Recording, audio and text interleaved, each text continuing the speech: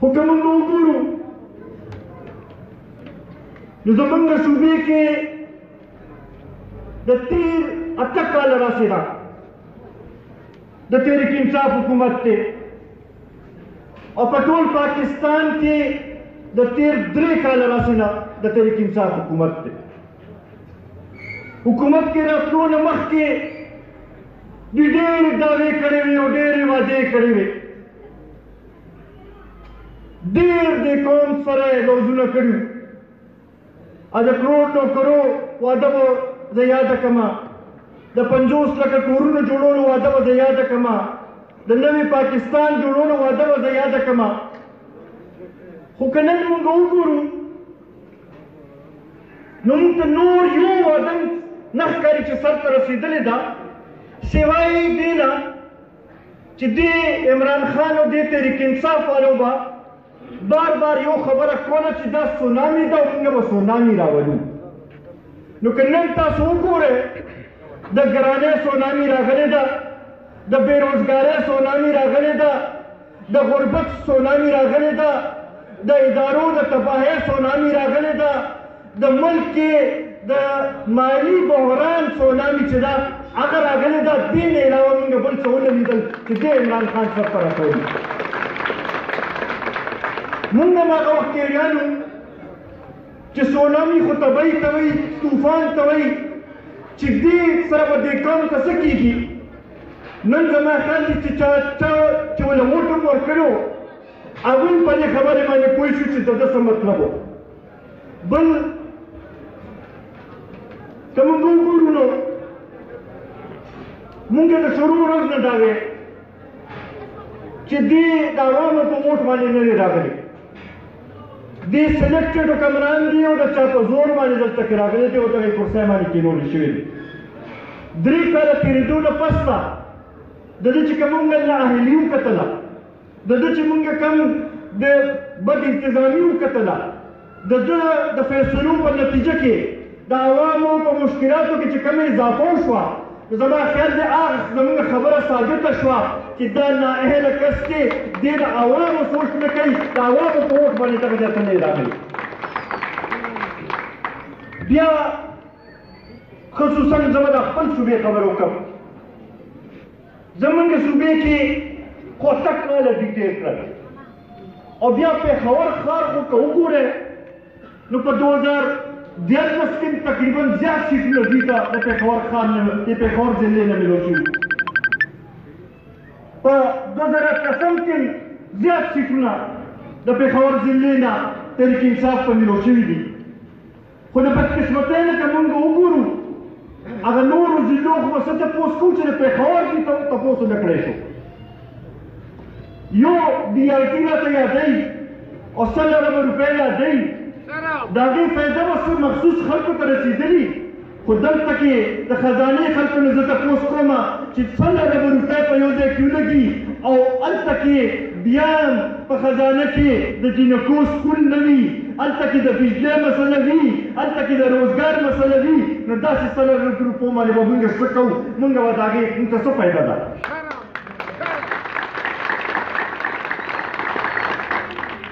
عزتمندو همدغې لپاره موږ وایو چې دې سړي کې دا اهلیت نشته دې پارټۍ کې دا اهلیت نشته دې نه مخکې نورې پارټۍ تېرې شوي دي پیپلز پارټۍ هم خپل دور تېر کړی دی نون لیګ هم خپل دور تېر کړی دی نورو پارټیو هم تېر کړي دي عوامي نیشنل پارټۍ هم تېر کړی دی خو که موږ وګورو د پښتنو مسایل نه دي حل شوي نن چې قومي وطن پارټي میدان ته وتلې ده په دې سوچ باندې وتلې ده چې په پښتنو کې چې کومه مایوسي ده پښتنو کې چې کومه محرومي ده زمونږ د خاورې چې کومې محرومۍ دي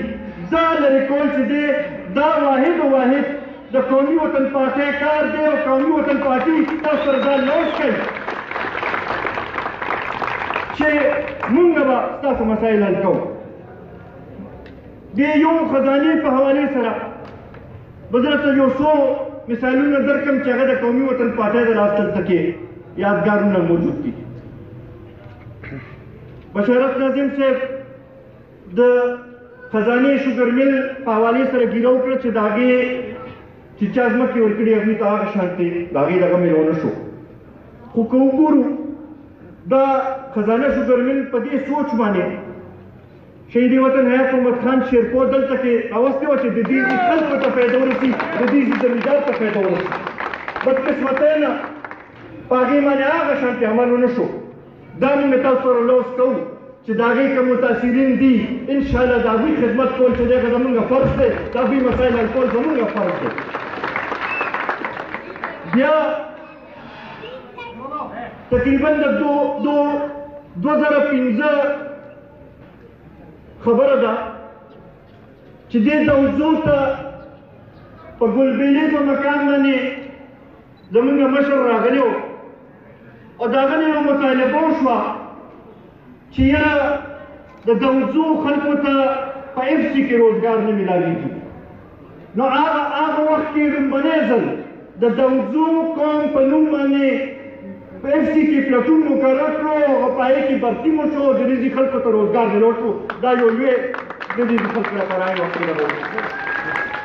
بیا بشارت لازم چونکې موږ ټول زمیندار خلک یو، زموږ ټول روزګار چې دی هغه د زمیندارۍ سره تعلق ساتي. د اریګیشن مسلو خبره وکړه. ما ته لږ ټایم لپاره د اریګیشن وزارت ملو شو. د دې څه خلکو یو وفد جوړ کړو. دا هغې وخت وزیر اعلی له لاړل چې یاره زموږ دلته مسلې دي او زموږ دا کم کټې چې دي په هغې کې اوبه نه راځي او هغې کې کار کولو ضرورت دی. هېڅ عمل پرې ونه شو. بیا د دې بعضې مشرانو څه د مامو خټکي و څه د نور ځایونو مشران رانل او ما له وفد په شکل کې رانل. ما ورته دا وعده وکړه چې دا به تاسو اوس ګورئ چې دې باندې به کار کېږي او څنګه به کار کېږي. او د دې زمیندارانو نه تاسو تپوس کولی شئ. د دې خبرې د دې زمیندار ګواه به وي چې د 100 کالو نه چې کومو ولو کې اوبه نوې راغلې په هغې کې مونږ کرونو روپو کار په سیند کې وکړو او د هغه ځمکې چې د 100 کالو نه په هغې باندې فصل نه شوی په هغې کې فصل وشو دلته کې اوبه رارسېد. داسې ده که نه؟ تاسو ګواهی د دې که نه؟ زه یو 3 میاشتې مخکې دلته کې یو دواله راغلی وم. نو هغه مشران بیا راته ملو شو په هغې دوا کې. مونږ ته وایي چې اوس مونږ بیا تلي وو وزیر اعلی نه وایي چې هغه راته دا کار زه نه شم کولی. وایي مونږ ورته وایي چې یاره دا عجیبه خبره ده چې دې نه مخکې وزیر اعلی نه تلي وو هغه وایي چې مونږ دا کار نه شو کولی. تا نه مو سره نو ته هغوی وایي چې تا نه شو کولی او یو سکندر نه لاړو او هغه زمونږ کار چې دی داسې روان و چې بېرته بیا ولاړو. د هغې نه بېخي کړو. دا عزتمندو دا صلاحیت غواړي، دا اهلیت غواړي، دا دړنه جذبه غواړي